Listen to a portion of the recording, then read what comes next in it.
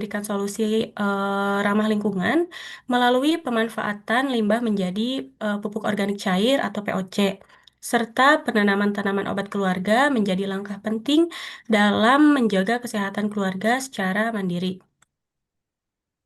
Nah, di lapangan, kami mengidentifikasi beberapa masalah spesifik di Dusun Bantarhuni, yaitu kurangnya pengetahuan masyarakat dalam pengelolaan limbah organik, rendahnya kesadaran akan manfaat pupuk organik cair dan tanaman obat keluarga, ketergantungan pada pupuk kimia dan obat sintetis, serta belum optimalnya edukasi dan pendampingan berbasis masyarakat.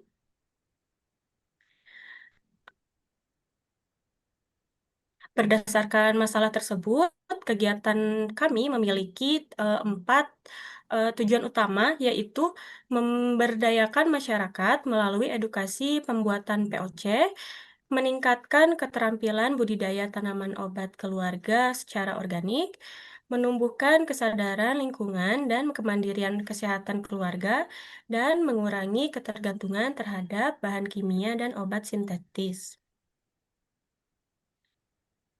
Kegiatan ini dilakukan di RT 8 Kampung Kikisik, Dusun Bantarhuni, Desa Sinagar, Kecamatan Sukaratu, Tasikmalaya, dengan sasaran utamanya yaitu ibu rumah tangga, kader posyandu, dan warga desa. Edukasi metodenya yaitu edukasi dan sosialisasi dengan penyampaian materi tentang eh, pembuatan pupuk organik cair dan tanaman obat. Kemudian demonstrasi atau praktik langsung pembuatan pupuk organik cair dari limbah organik rumah tangga serta penanaman dan perawatan tanaman obat keluarga. Praktik langsung yaitu peserta yang melakukan pembuatan dan penanaman toga secara mandiri. Media materi yang kami gunakan adalah leaflet, alat peraga, dan diskusi interaktif.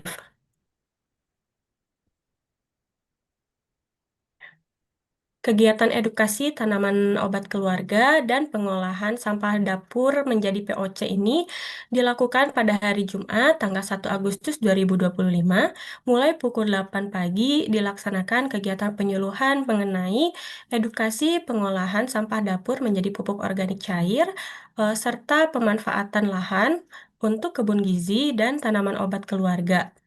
Selain penyuluhan, kegiatan ini juga disertai dengan demonstrasi pembuatan pupuk organik cair serta penanaman tanaman obat keluarga dan kebun gizi yang dilaksanakan di lingkungan RT 8.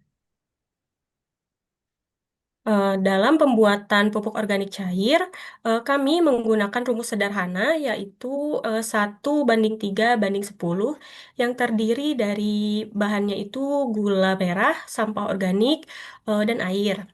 Gula merahnya sebanyak 100 gram, kulit buah atau sampah organik seperti sayur segar yang telah dicuci bersih sebanyak 300 gram, air bersih sebanyak 1 liter.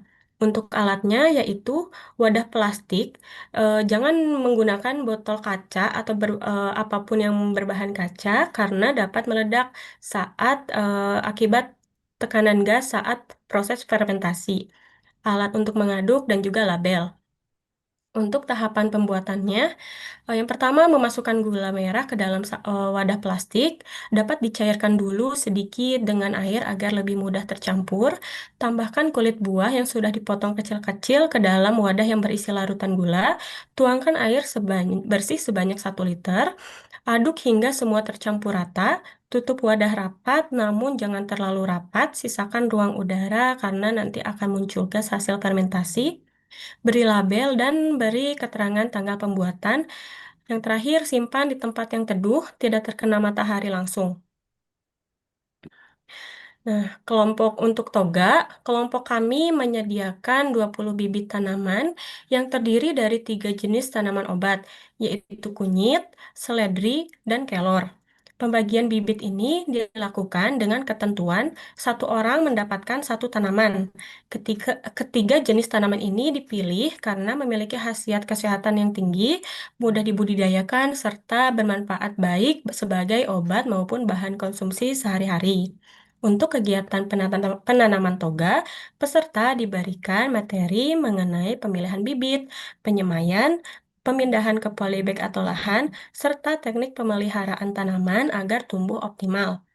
Penekanan ini diberikan pada pemanfaatan pupuk organik cair hasil pembuatan sendiri sehingga sebagai pupuk utama sehingga mendukung pertumbuhan tanaman secara organik dan berkelanjutan.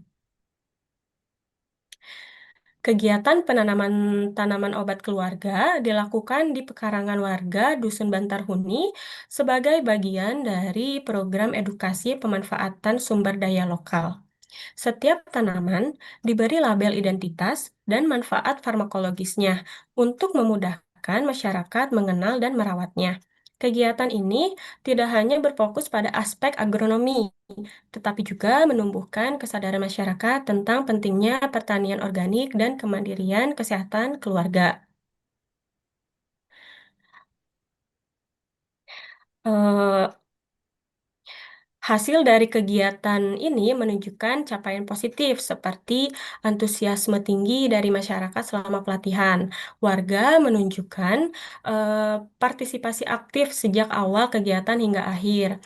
Banyak juga peserta yang bertanya dan berdiskusi mengenai manfaat serta cara pembuatan POC dan toga. Kemudian antusiasme ini menjadi indikator bahwa kegiatan yang dilakukan relevan dengan kebutuhan masyarakat. Masyarakat berharap kegiatan seperti ini bisa dilanjutkan atau diperluas di dusun lain.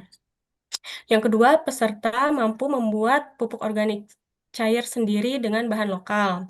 POC yang dibuat ini menggunakan bahan yang mudah ditemukan di sekitar, seperti contohnya limbah dapur, air cucian beras, dan sisa sayuran. Peserta memahami tahapan pembuatan, fermentasi, dan cara penyimpanan yang benar. Hasil uji menunjukkan bahwa pupuk organik cair ini memiliki aroma khas fermentasi yang siap digunakan untuk tanaman. Yang ketiga, pengetahuan masyarakat meningkat mengenai pemanfaatan toga.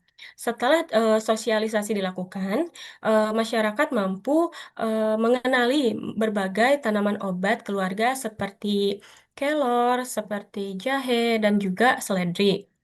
Nah, mereka juga mengetahui cara pengolahan sederhana untuk pemanfaatan sehari-hari. Nah, terjadi peningkatan kesadaran akan pentingnya menjaga ketersediaan tanaman obat di pekarangan rumah. Eh, yang terakhir ini terbentuk kelompok masyarakat sadar lingkungan di Dusun Bantarhuni. Kelompok ini terdiri dari perwakilan tiap RT yang aktif dalam kegiatan pelatihan. Fokus utamanya adalah menjaga kebersihan lingkungan, pengelolaan sampah organik, dan perawatan tanaman obat keluarga. Kelompok ini diharapkan menjadi motor penggerak kegiatan lanjutan dan mitra berkelanjutan dari program tersebut. Sebagai kesimpulan, kami menyimpulkan bahwa POC efektif mengurangi limbah organik rumah tangga. Limbah dapur seperti sisa sayur, buah, atau air cucian beras dapat diolah menjadi POC. Dengan pengolahan ini, volume sampah rumah tangga berkurang secara signifikan. POC yang dihasilkan tidak hanya ramah lingkungan, tetapi juga bernilai guna tinggi untuk pertanian dan tanaman pekarangan, menunjukkan bahwa pendekatan sederhana ya bisa memberikan dampak nyata terhadap pengelolaan sampah di tingkat rumah tangga. Yang kedua, kegiatan berhasil meningkatkan pengetahuan, keterampilan, dan kesadaran lingkungan. Peserta kini memahami konsep pertanian organik, pengelolaan limbah, dan pemanfaatan tanaman obat keluarga. Pelatihan ini juga menumbuhkan keterampilan yang praktis masyarakat dalam membuat POC dan juga menanam toga. Meningkatnya kesadaran lingkungan terlihat dari perubahan perilaku masyarakat, mulai memilah sampah dan memanfaatkan bahan organik. Yang ketiga, toga ini meningkatkan kemandirian masyarakat dalam menjaga kesehatan. Masyarakat kini tidak hanya menanam toga, tapi juga memanfaatkan hasilnya untuk pengobatan ringan sehari-hari. Contohnya, eh, eh, seledri sebagai antioksidan dan antiinflamasi, dan juga jahe untuk menjaga daya tahan tubuh, dan juga kunyit untuk antiinflamasi. Nah, dengan masyarakat tidak sepenuhnya bergantung pada obat sintetis dan lebih besar akan pengobatan berbasis alam. Nah, yang terakhir, terbentuk model pemberdayaan masyarakat berbasis sumber daya lokal dan ramah lingkungan. Program ini mengintegrasikan potensi lokal seperti bahan organik dan tanaman obat menjadi solusi yang berkelanjutan. Terbentuknya kelompok masyarakat yang sadar lingkungan menjadi bukti keberhasilan pemberdayaan. Nah, secara keseluruhan, kegiatan ini berhasil mewujudkan kolaborasi antara edukasi, lingkungan, dan kemandirian masyarakat. Berikut adalah dokumentasi kegiatan pemberdayaan masyarakat mengenai upaya penanaman toga dan pembuatan pupuk organik cair, dimulai dari pemberian materi, demonstrasi pembuatan pupuk organik cair, dan demonstrasi penanaman tanaman obat keluarga, sampai foto bersama peserta, lalu penyerahan sertifikat. Kami ucapkan terima kasih kepada Universitas Bakti Tunas Husada, dosen pendamping, rekan-rekan KKN Bantar Huni, dan perangkat dusun ibu-ibu PKK, Kadar Posyandu, Dusun Bantar Huni, serta seluruh masyarakat yang telah berpartisipasi aktif. Demikian presentasi yang sudah saya eh, lakukan terkait artikel proceeding kami. Terima kasih atas perhatiannya. Wassalamualaikum warahmatullahi wabarakatuh. Waalaikumsalam Waalaikumsalam. warahmatullahi wabarakatuh. Terima kasih atas paparan